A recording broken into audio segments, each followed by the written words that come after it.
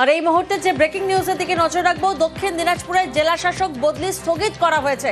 বদলির নির্দেশ জারি করেও স্থগিত কমিশনের। সোমরাজ প্রতিনিধি আমাদের সঙ্গে রয়েছেন। সোমরাজ, ঠিক কি তথ্য পাচ্ছি আমরা, কেন স্থগিত করা হয়েছে, ঠিক কি নির্দেশ জারি?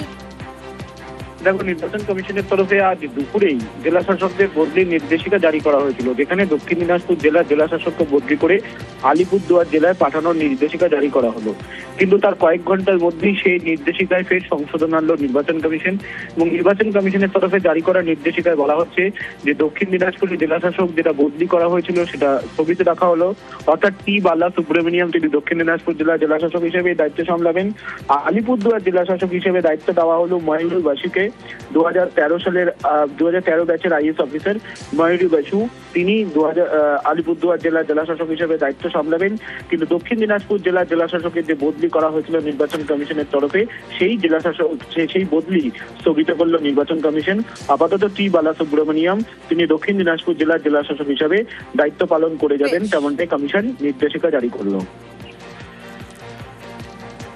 দক্ষিণ দিনাজপুরের জেলা শাসক বদলি স্থগিত করা হয়েছে। বদলির নির্দেশ জারি করেও স্থগিত কমিশনের।